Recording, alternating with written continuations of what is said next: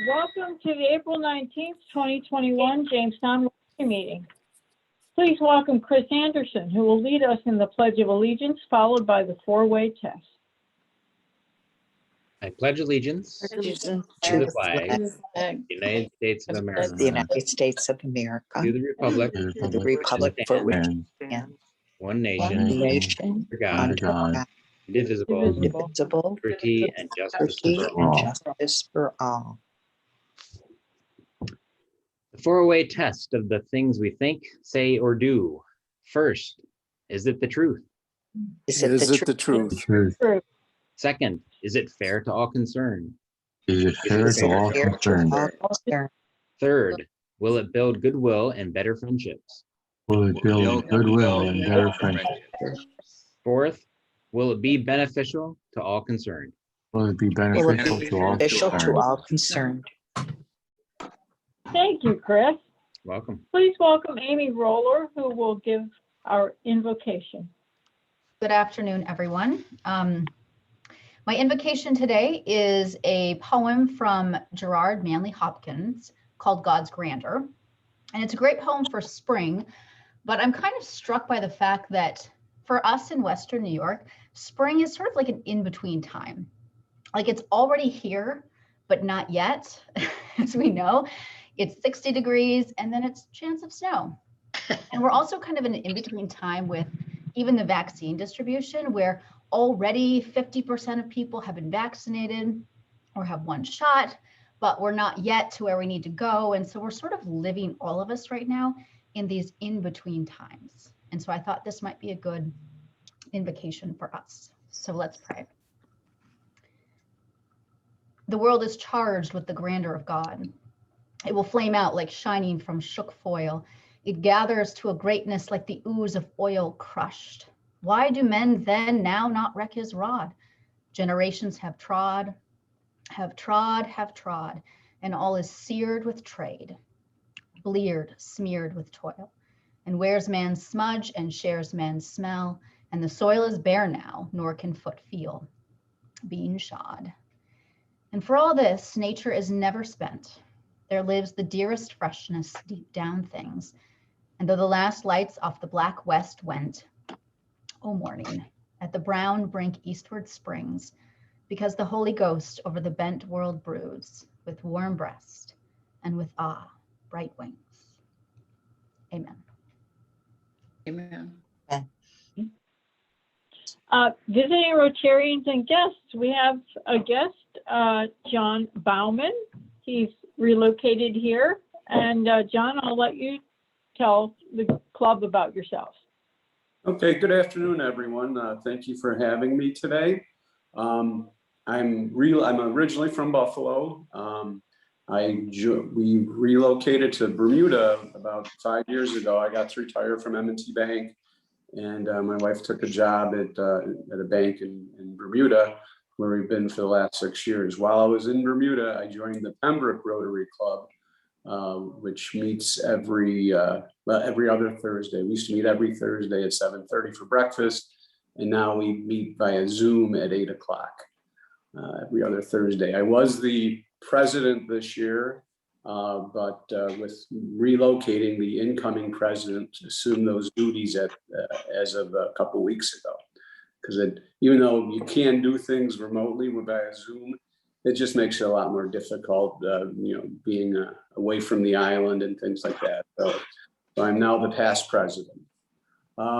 We have 23 active members in Rotary, as well as 7 honorary members. We usually get about 15 people or so on the Zoom meetings. We've been able to do our normal thing. Most of our focus is on children. So we were able to do, this year we did purchased 14 laptops for foster children who were in secondary schools. That way they were able to do school from home. And again, the schools had reopened, but the pandemic has gotten bad in Bermuda lately. So they just closed the schools. They're actually on a 2-week lockdown right now. We also had a raffle for the public schools, the primary schools.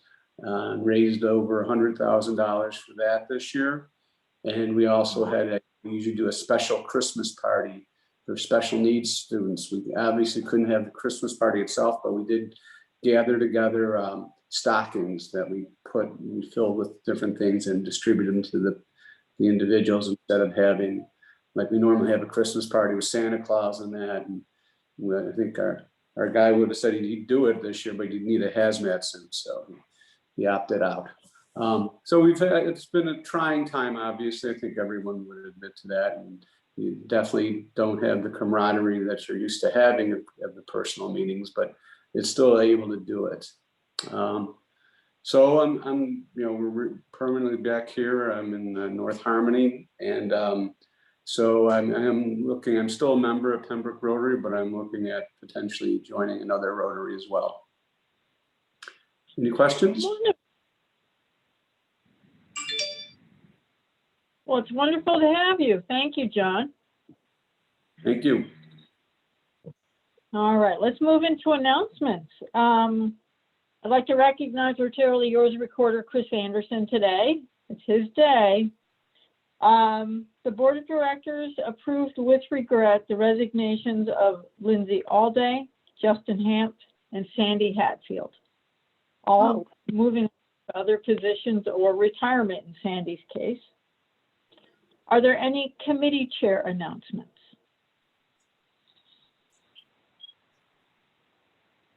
No. Okay. Ruth, sorry, did Tony. What? Go ahead, Kevin. Highway cleanup, May 1st, 8:30 a.m. at the Park and Go for Route 86. Okay. Ruth, did you manage to get up to the Lake Erie watershed this past weekend? I did not, Joni, and I haven't had a chance to check with to see if anyone did. But anyone who would like to join me on Saturday, I'll be going in the afternoon to Wright Beach at 1 o'clock. And then there's also Point Gratiot at, I believe it's at 9 to 11. So that's another opportunity. All right, and that's a opportunity that District Governor Frank Adamson would like us to participate in for the Great Lakes watershed. Right, right. So these are two opportunities to do Great Lakes watershed, and that'll be with the Dunkirk Fredonia Club this weekend. Last week was Westfield. Okay. All right. And we'll be doing our own in May. Right, and right now we've tentatively scheduled that for May 22nd, and we're looking at the time, and we will let you know when we decide that. But if anyone wants to weigh in to say what time during the day on Saturday would be better for you, we would be interested. Okay, thank you. Anything from Literacy Committee? I saw you had a meeting, Diana. I don't know if Diana's on the call or not. Oh, yes, I'm here. Yeah, no, we had a meeting, and we're planning our next two Rotary Classics. And we may be reaching out to some of our members to see if they'd like to participate. So we had a lot of fun, and I believe Sherry may have shared at the board meeting. We're trying to distribute that to the board members, and then find out how we can share it with the rest of the club, our first one. So yeah, we talked about that. They you remember they did a radio show. Miss Brooks, what was the full name again? Yeah, Miss Brooks. And they did a radio show for Heritage Heritage Ministries, and they're going to share. We're looking at YouTube, I think, is what we talked about. So I'm sure they will be talking to you about that.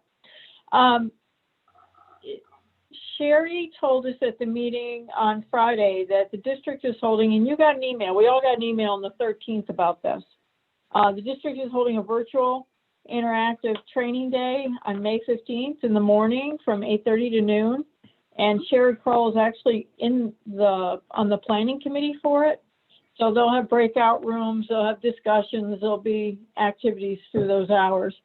But it's a way to learn about what other clubs are doing, what we can do to help our club, what our club can share with other clubs, and how we can all be part of what District 7090 is doing. So consider tuning in, maybe dig out that email from the 13th and see if it's something you're interested in. They'll be sending more emails with the registration information in it. It's free, of course. What time is that, Joni? Yeah, What time is that? 8:30 in the morning, 8:30 till noon. Okay. It's usually an excellent presentation. It really is. Yeah. Sherry says the Canadians are whipping us, let me tell you. Oh, They yeah. got lots of ideas. Our club still needs a treasurer beginning July 1st, so let me know if you have even a thought of an interest. We can show you how to do it. The club's budget, speaking of treasurer, the club's budget is has a deficit of about $3,000. It's run this way for about the past 2 months. So while our expenses are much fewer without lunch and the Holiday Inn and all, or DoubleTree and all that, our income is smaller still.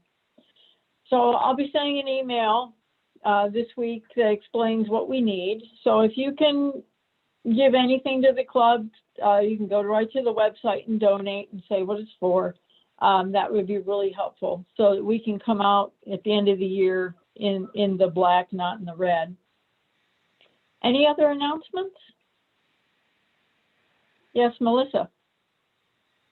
I'm involved with the North Shore Arts Alliance, and we have a hub crawl coming up. Can you see that? It's yeah. You see it? Here's there's a map. There's our different locations. It's coming up the Saturday and Sunday of Memorial Day weekend, and then held again Labor Day weekend, again the Saturday and Sunday. And there's 18 artists involved at 11 different locations. So even if you get to see, 3 or 4 of the locations, there's some phenomenal artists involved with the group. In fact, I'm surprised they let me join. Yeah, there's some really good stuff. So if you go to nsaachautauqua.org, that will bring you up to the website, which has the map. It's an interactive map. So when you click on each of the hubs, up will pop the artists and then a link to their website so you can see what kind of work they do. There's everything from sculpture to pottery to paintings to jewelry. Really interesting group. So that's coming up. So I will pay big for my announcement to the club. Thank you. And I see Kathy Birch just put in the chat the the link to help donate to the club. Thank you, Kathy. Any other announcements? All right, Happy Bucks. Anybody happy?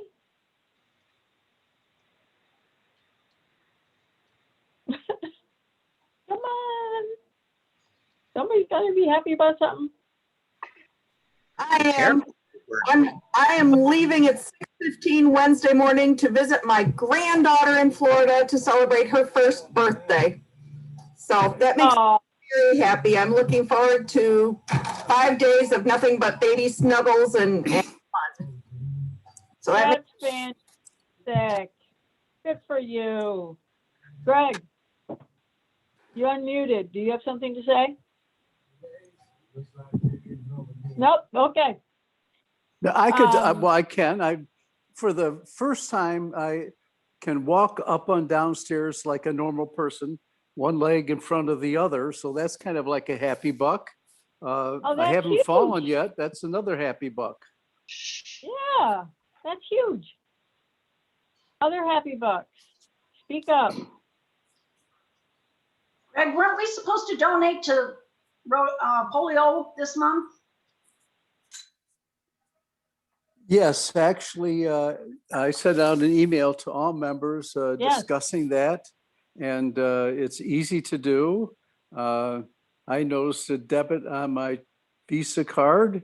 I said, oh, that's got to be a mistake. And then after thinking about it for 5 minutes, I said, oh, yeah, that was for End Polio Now. So if you do that, you too can ponder what that donation was on your card. So I would suggest it's up to each one of you. I am very bad at asking for money, pushing for money for Rotary or anything else. But, you know, we are so darn close to knocking this thing out that I would encourage all of you to do it. It's really simple. And if you dig up that email, it will show you exactly how to do it. Okay. And I have a happy buck, and it's in Yeah. your screen right now. If I you see, don't see my face, you see Mama's face. We have adopted a new dog. Aw. How old is he or she? He is 2 years old. Oh, very nice. Thank you. Okay. Please welcome President-elect Kevin Sixby, who will introduce our speaker, who I should check and make sure is here. I was just thinking. Mike, are you the caller on the thing? I see everybody's faces. Okay. Okay. Yep, I'm here. All right. Oh, thanks, good. So Mike Sperry is a New York State Department of Environmental Conservation licensed guide that's been fishing the waters of Chautauqua Lake for over 40 years. Mike, and I'm just reading this off your website, Mike, here, but he offers guided fishing trips for muskellunge, walleye, bass, panfish. He's a specialty in casting for muskies. He's the founder and past president of the Chautauqua Lake Muskie Hunters from 2002 to 2007. He fished with Pete Maina during the filming of the television show called The Next Bite while filming episodes entitled Chautauqua Muskies Unleashed.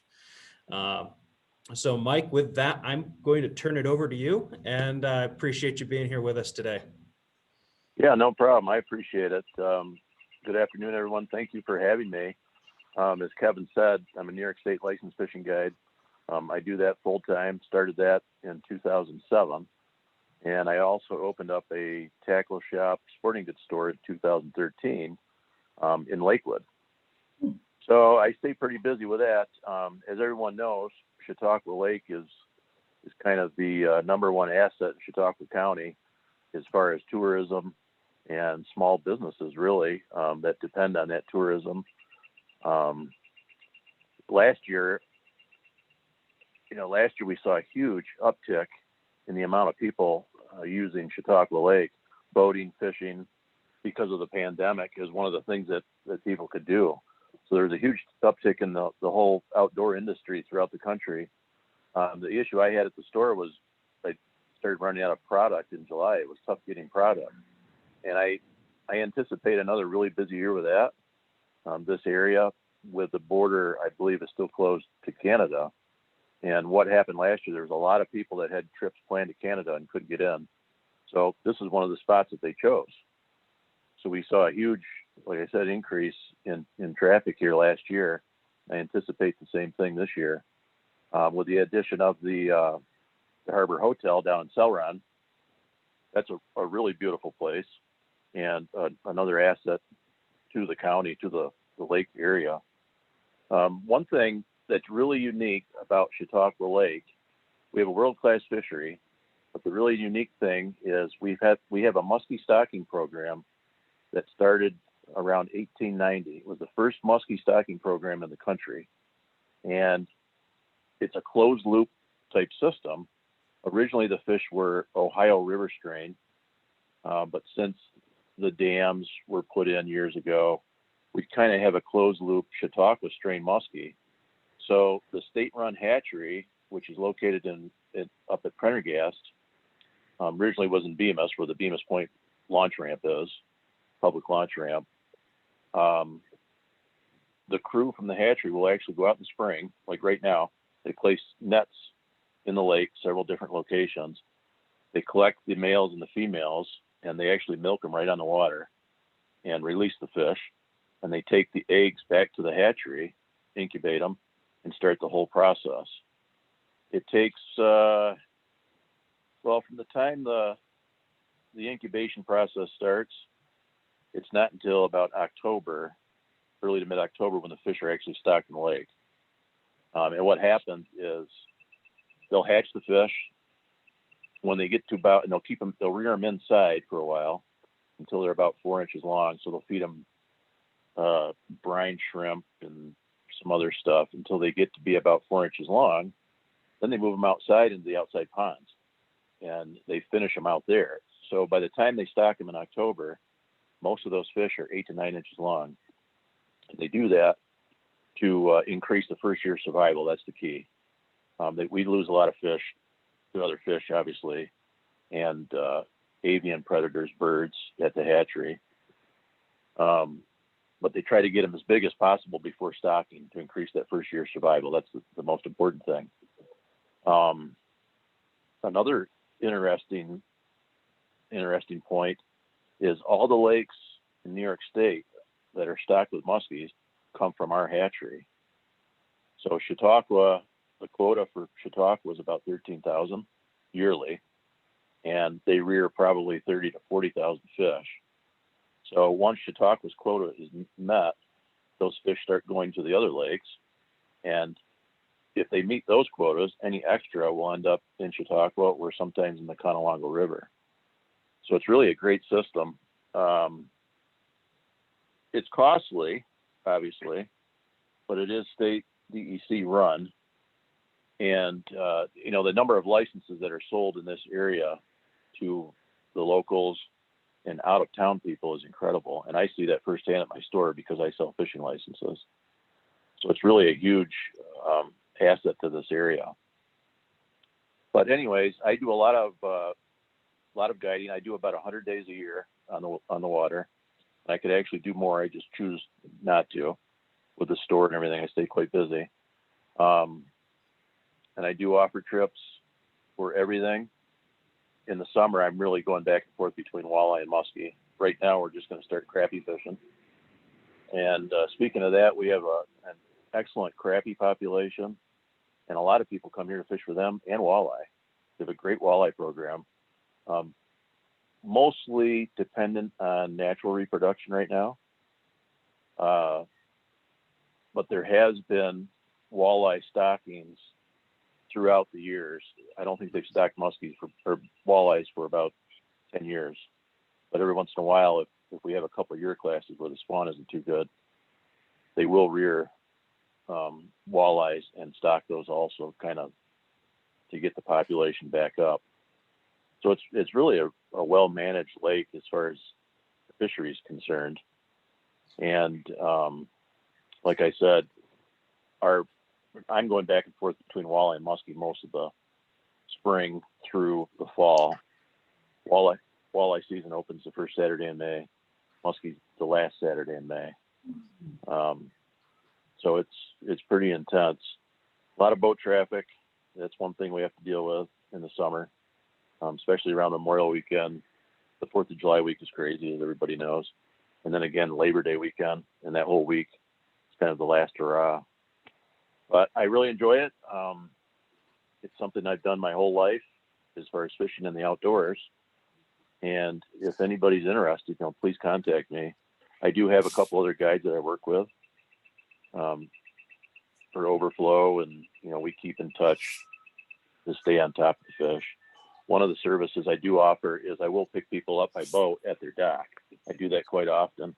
If someone's renting a cottage or staying at like the Harbor Hotel, I will pick them up at their dock, with the boat. So that's nice.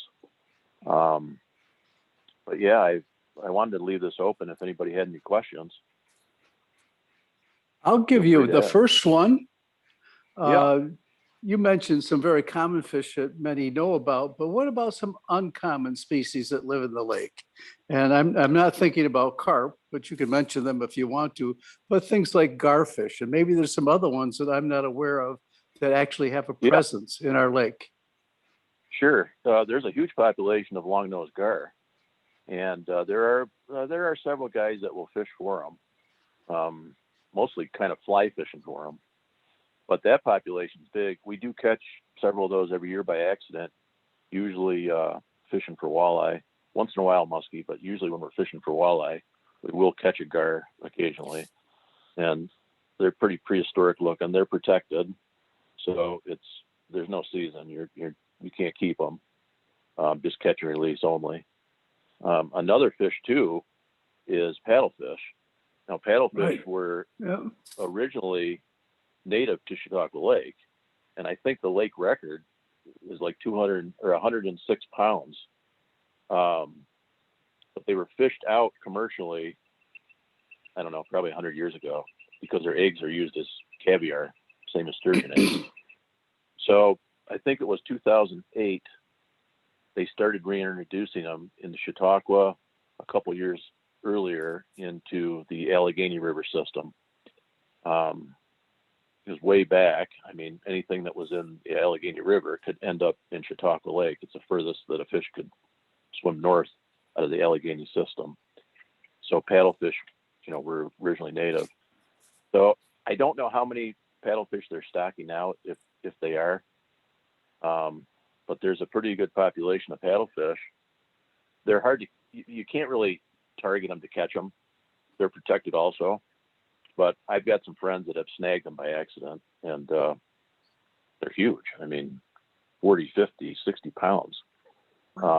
And what's amazing with them is they're plankton eaters, so they don't eat fish. They're kind of like a basking shark. They'll just drop their lower jaw and swim and just, bring in algae, zooplankton. And it's amazing they get that big by eating non-fish. So that's another one. There's a huge population of white perch, which are more of a panfish, kind of related to striped bass. We do have white bass, and that population has increased in the last few years. And they look like a small striped bass, and they're really fun to catch. As far as other species that are really popular, smallmouth and largemouth bass, great fishing for them. There's a bass tournament every weekend, starting in May through October. There's a local Bassmasters Club. They have their own tournament series. But there's a lot of clubs from out of town, especially Ohio, Pennsylvania, that come in and fish bass tournaments. And occasionally we'll have a big bass tournament out here, like the National Bassmasters. So that's kind of neat. Thank you. Yeah, anybody else? Hey, Mike, one of the reasons I asked you to participate was your business really crosses a whole plethora of different industries. Your tourism, your retail shop, but you're also a manufacturer with your Smiling Jack lures. Would you tell us a little bit about that and how you got into doing your own lures? Yeah, I started just monkeying around with the wooden baits back when I was a kid, and just as a hobby, and I got more into it. When I lived in Virginia back in the 90s, I used to striped bass fish a lot. Kind of got hooked on that, and I started making topwater plugs for stripers. So when I moved back up here in '99, I started building my own musky lures. Smiling Jacks are a jerk bait for casting. I also make bucktails, which are like a big nut spinner. I've been doing that for several years also. They're called woolly bullies. And then 2 years ago, I started getting into plastic baits. So I'm actually pouring baits out of machine molds, 2 cavity molds. There's a local machinist that does some of that work for me. And so I've kind of experimented with that, just solid resin baits where I actually pour them. And it's kind of neat to offer them that way too, because it's a lot quicker to make them out of plastic than out of wood. So recently I've got some other people involved that will do some turning for me, some of the woodwork, but I have a small woodwork shop at the store, and then a little paint room too. Most of my painting is done by a couple other guys. I do some airbrushing, but I'll do my own stuff. But as far as selling things, I've got some guys that are really artistic. that do some great paint jobs on them. But it's a lot of fun because, you know, when I have clients on the boat, a lot of times we're throwing the bait that I make, and it's just neat to catch fish on something you made. But there's a lot of lure manufacturers that sell retail, that sell wholesale, and they do it out of their own wood shop, their garage, their own home wood shop, and sell 5,000 to 50,000 lures a year. Just doing that. I have a friend in Jamestown. He does it full time. RM Smith Lures. So it's, the sky's the limit with it too. Whatever you can come up with, if it works, you know, it usually sells. It's fun. How many muskies have you caught? Oh, geez.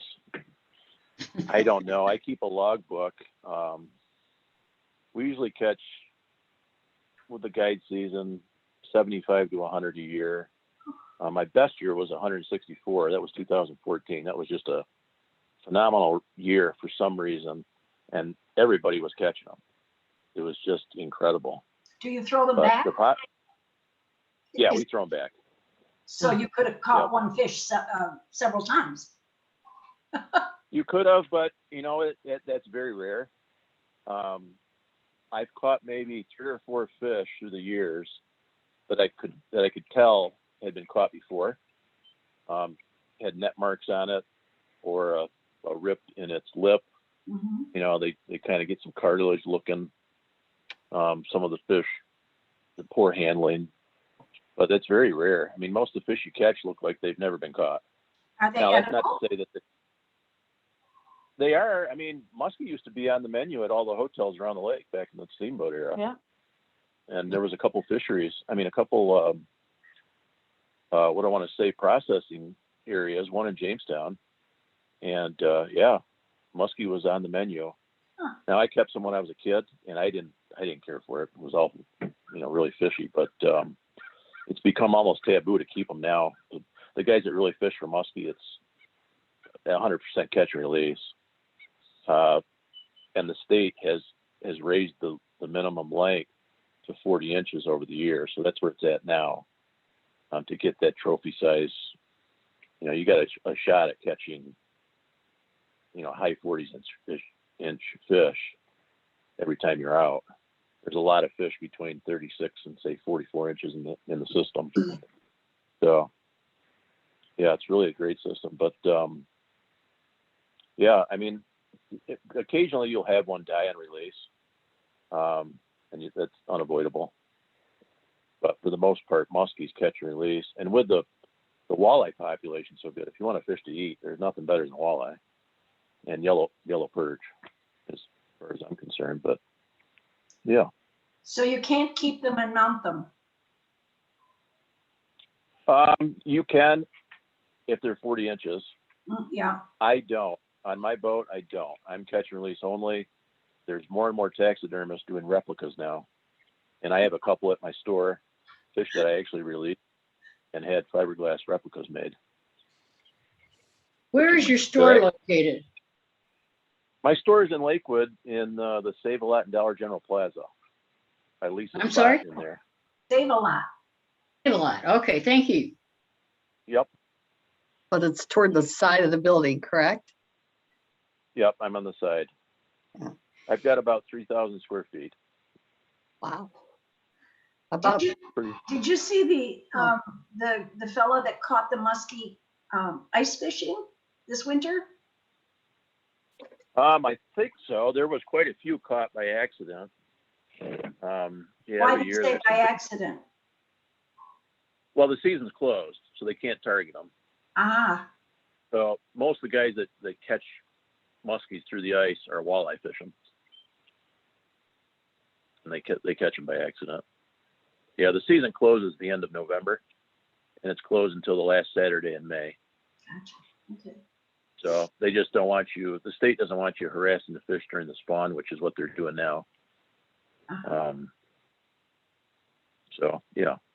I was just Any going to other say questions? about 10 years ago, you took our kids out with visiting guests and they caught 2 muskies, I remember, but they were released. Oh, okay. Yeah, Well, that's good. What was the name? Robbins. I know your mom pretty well.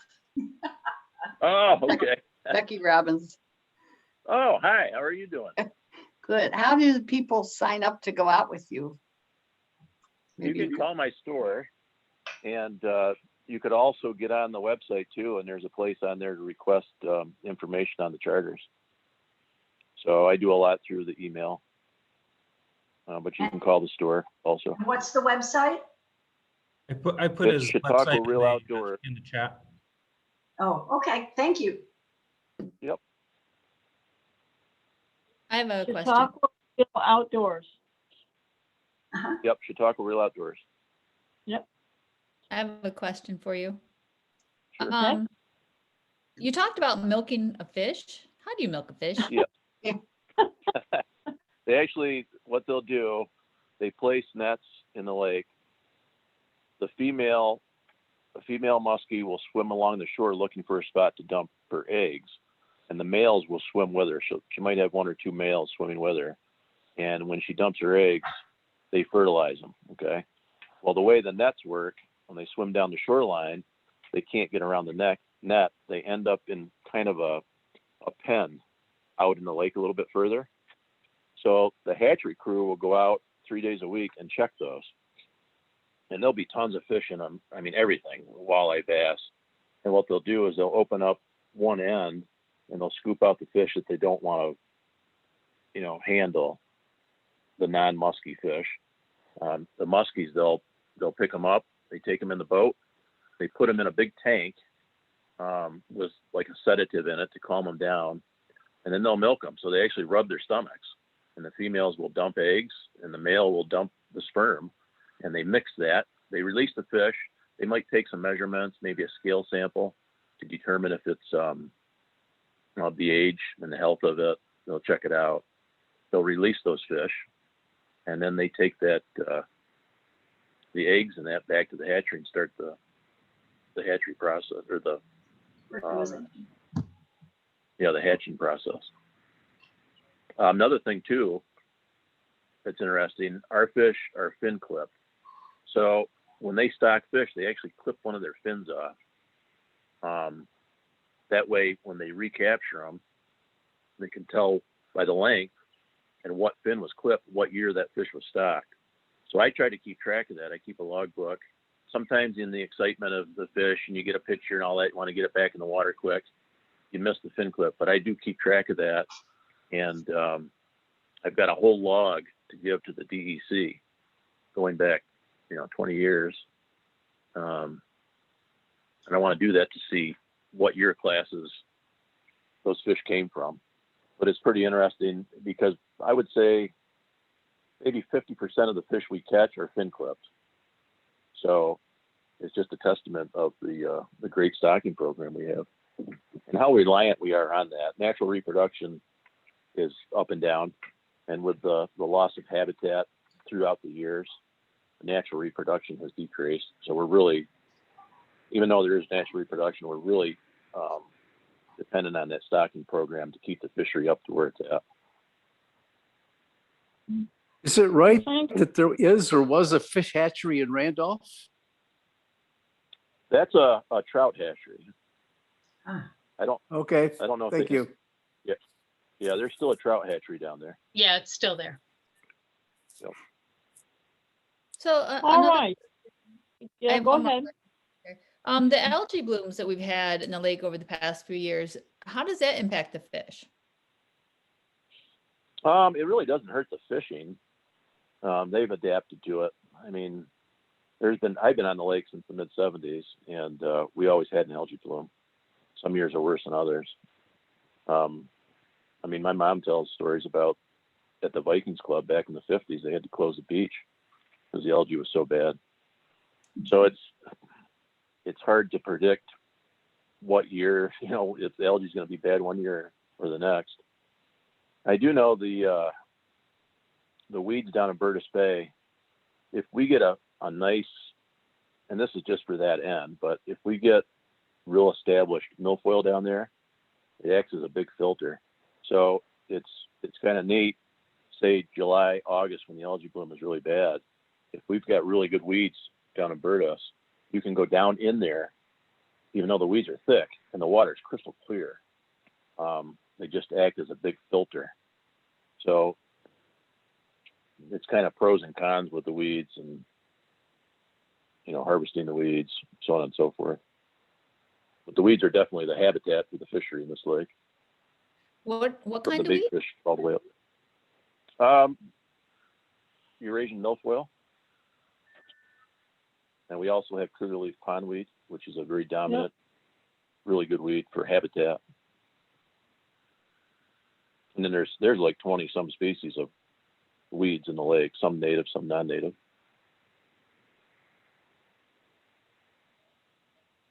Anyone else? Thank you, Mike. It's very No, thank you. interesting. One I of appreciate Rotary's it. major international programs is to eradicate polio in the world, and we're down to just 2 countries in the world where polio exists. So in honor and thanks for your presentation to our club today, we're going to make a donation in your name that will vaccinate 4 children who will never have to experience polio in their lives. Next week, Great. we will hear, next week we will hear from Patrick Kelly, our outbound Rotary exchange student to Finland in 2019 to 2020. So that'll be an interesting story, I think. So tune in next week. Remember, Rotary opens opportunities, and what will you see this week to make your community a better place? Thank you, and we're adjourned. Thank you. Bye-bye, everybody. Have a great week.